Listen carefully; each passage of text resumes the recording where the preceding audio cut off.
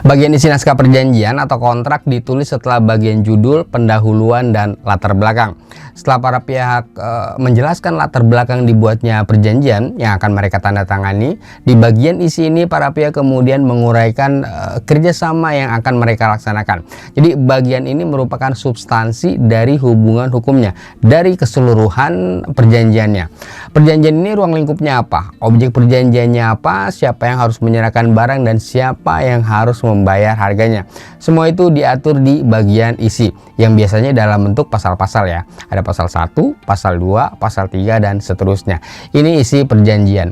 Nah, bagaimana cara menuliskan isi perjanjian ini di dalam sebuah naskah kontrak? Apa aja yang harus dipertimbangkan? Kita akan bahas di video ini.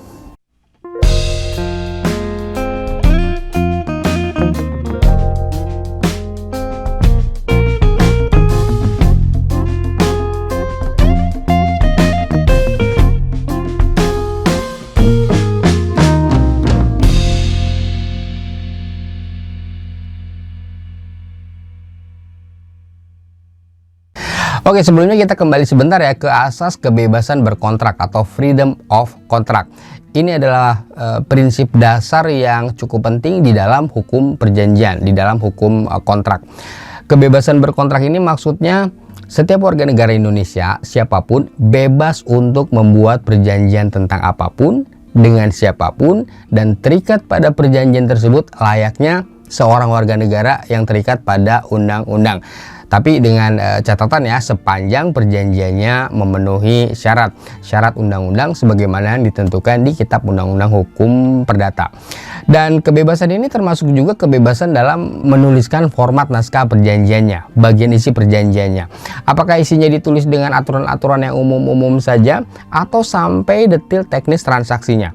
Apakah penomorannya dibuat dengan format misalnya pasal per pasal atau formatnya butir per butir saja atau per poin saja? Jadi penulisan formatnya juga bebas, nggak saklek, terserah kita bagaimana mau menuliskannya. Mau pakai istilah pasal boleh, atau cukup ditulis angka dan huruf saja, nggak pakai istilah pasal, ini juga boleh. Jadi nggak ada format bakunya, nggak saklek, bebas-bebas saja untuk menuliskan bagian isi dari naskah perjanjian ini. Tapi meskipun bebas, di dalam praktek ada standar penulisannya ya.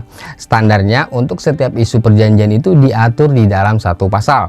Misalnya isu mengenai pembayaran harga barang, ini biasanya diatur di dalam satu pasal, termasuk bagaimana pembayaran pajak transaksinya, pajak PPh-nya, ini semua disatuin di dalam satu pasal. Dan bagian isi perjanjian ini mengatur tentang hubungan hukum yang akan dijalankan oleh para pihak, apakah itu hubungan hukum sewa-menyewa, jual beli, joint venture, franchise, semua aturan-aturannya dicantumkan di bagian isi perjanjian. Di bagian isi inilah seluruh hak dan kewajiban para pihak dicantumkan.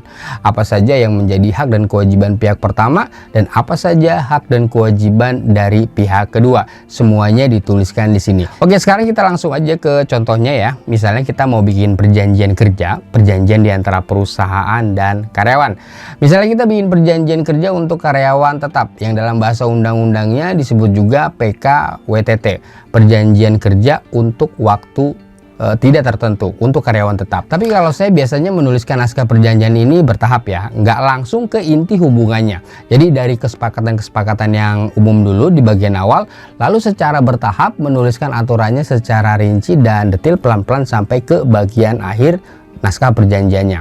Kerangka formatnya kira-kira seperti ini. Pertama, pernyataan formal kesepakatan para pihaknya dulu secara umum untuk membentuk hubungan kerja. Ini diatur di pasal 1. Lalu kedua, objek perjanjian kerjanya berisi jenis pekerjaan yang harus dilakukan. 3, pelaksanaan pekerjaan, menerangkan bagaimana pekerjaan itu harus dilaksanakan. Kemudian pembayaran upah termasuk komponen upahnya semua diatur di sini, dan ketentuan-ketentuan lain yang lebih rinci tentang bagaimana hubungan kerja ini harus dilaksanakan, baik tentang kerahasiaan informasi dalam bekerja, menjaga kepemilikan intellectual property perusahaan kalau ada addendum, force majeure, dan bagaimana cara menyelesaikan perselisihan di antara para pihak. Format ini disusun mulai dari aturan-aturan yang umum di awal naskah sampai detail teknis pelaksanaannya di bagian akhir naskah perjanjiannya. Pertama, misalnya di pasal 1. Ini berisi kesepakatan umum ya, kesepakatan menjalin hubungan kerjasama secara umum. Perusahaan sepakat menerima karyawan dan karyawan sepakat bekerja untuk perusahaan. Pasal 1 ini berisi pernyataan formal kesepakatan para pihak, tapi belum menyebutkan jenis pekerjaan dan upah karyawan. Jenis pekerjaan dan upahnya ini secara rinci nanti akan diatur lagi di pasal-pasal selanjutnya ya. Objek pekerjaannya diatur secara rinci misalnya di pasal 2, dan pembayaran upahnya termasuk pajak PPh-nya ini dirinci di pasal 4 ya. Jadi semua teknis pelaksanaan terkait objek pekerjaan dan pembayaran upahnya nanti akan diatur secara rinci khusus di pasal-pasal berikutnya, di pasal tersendiri. Bagian selanjutnya adalah objek perjanjian, ruang lingkup dan batasan kerjasama yang diatur di dalam perjanjian. Di bagian ini kita menguraikan secara rinci objek perjanjiannya ya, ruang lingkup pekerjaan karyawan, di departemen mana dia akan ditempatkan dan apa jabatannya. Kalau perlu bisa juga ditambahkan keterangan deskripsi umum dari pekerjaannya si calon karyawan ini. Pasal berikutnya tentang pelaksanaan perjanjian. Bagaimana perjanjian kerja itu harus dilaksanakan. Di sini kita mengatur tentang hari kerja dan jam kerja karyawan, misalnya cara melakukan absensi yang valid secara manual atau pakai fingerprint.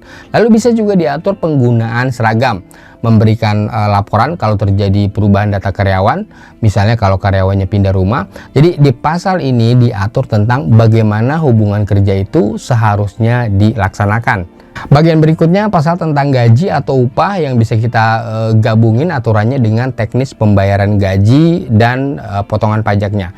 Berapa besarnya upah karyawan, apa saja komponen upahnya dan bagaimana cara pembayarannya, dan bagaimana juga cara pemotongan pajak penghasilannya atau PPh-nya. Semua diatur di pasal ini, pasal tentang pembayaran gaji.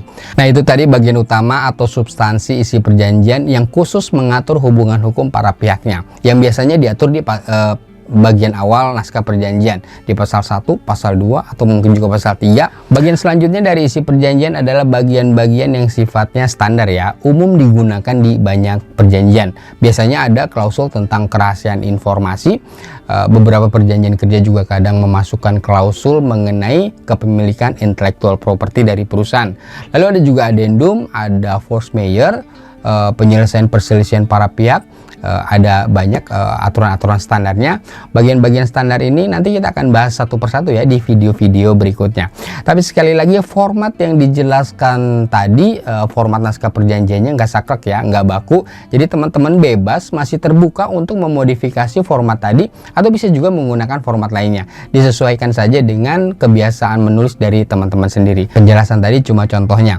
Demikian informasi ini kami sampaikan. Silakan teman-teman tonton lagi video kami lainnya tentang bagaimana cara membuat surat perjanjian yang sah secara hukum ya. Linknya ada di kolom deskripsi di bawah ini. Semoga video-videonya berguna dan membantu teman-teman sekalian, terutama bagi yang ingin membuat perjanjian sendiri. Salam.